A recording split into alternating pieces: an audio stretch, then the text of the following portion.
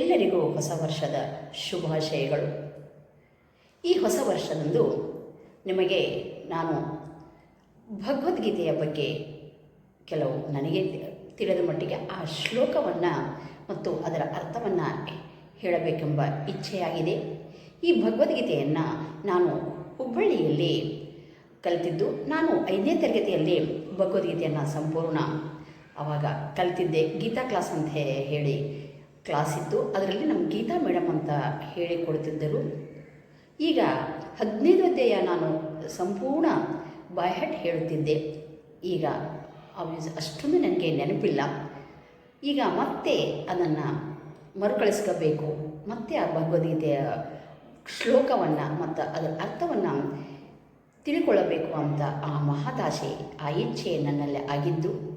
ಅದನ್ನು ನಾನು ನಿಮಗೂ ಕೂಡ ನನ್ನ ಆ ಶ್ಲೋಕವನ್ನು ನಿಮ್ಮ ಮುಂದೆ ಹೇಳಬೇಕೆಂಬ ಒಂದು ಆಸೆಯಾಗಿದೆ.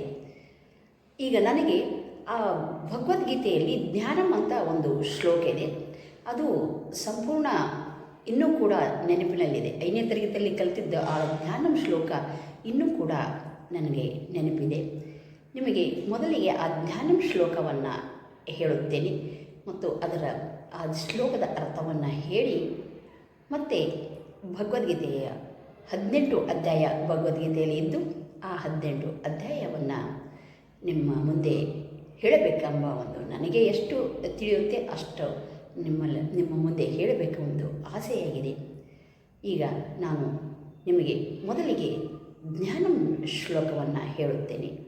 ಅದಕ್ಕಿಂತ ಮುಂಚೆ ಒಂದು ಗುರುಸ್ತೋತ್ರ ಹೇಳಿಬಿಟ್ಟು ನಂತರ ಜ್ಞಾನಂ ಶ್ಲೋಕವನ್ನು ನಿಮ್ಮ ಮುಂದೆ ಹೇಳುತ್ತೇನೆ.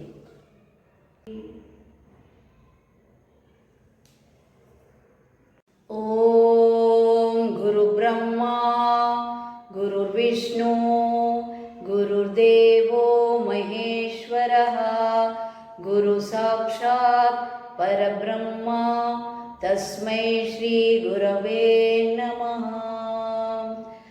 ಓಂ ಅಖಂಡಮಂಡಲಾಕಾರಂ ವ್ಯಾಪ್ತಂ ಮೇನ ಚರಾಚರಂ ತತ್ವದಂ ದರ್ಶಿತಂ ಮೇನ ತಸ್ಮೈ ಶ್ರೀ ಗುರವೇ ನಮಃ.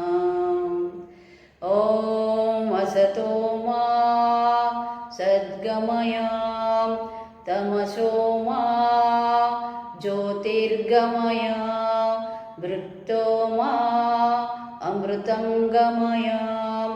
ಓಂ